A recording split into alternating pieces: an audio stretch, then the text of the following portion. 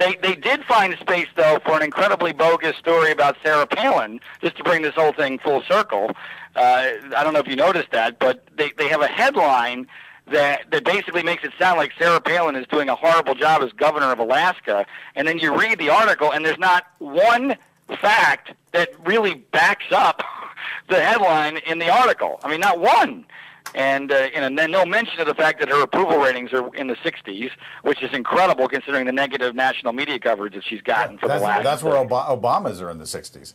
Yeah, I mean, the notion that, the whole, what's happening to Sarah Palin, I know this is a little bit of a side note, what's happening to Sarah Palin in Alaska is another great untold story. It is amazing what has occurred there, where the Democratic Party has decided that she is a national threat, and they are going to do everything they possibly can to undercut her at every turn. They are filing ethics charges against her for things as silly as my interview.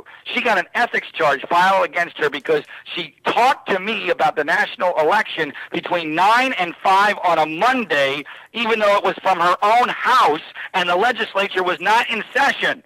That's how ridiculous they have gotten there, and she also got an ethics violation filed against her because she was wearing a piece of attire from her husband's snow machine team that had a sponsor on the attire, and it was somehow deemed by the Democratic Party that this was an indication that she was violating ethics rules by promoting the sponsorship of her husband's snow machine team. I mean, it's gotten to just absolutely ludicrous extent, all because they want her sequestered in Alaska. And unfortunately, it's working because what's happened is we've seen a huge problem in communication between her stateside people and her National Political Action Committee people. I experienced that firsthand during my interview and the aftermath of it. I got thrown under the bus by her state people because they didn't realize that I had been in contact with the political people on what I was doing with regard to the national interview.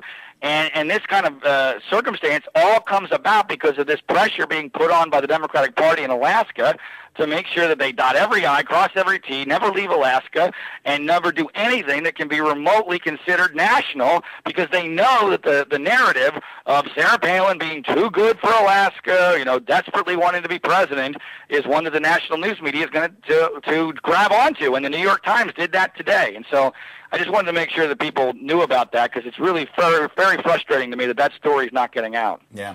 See, I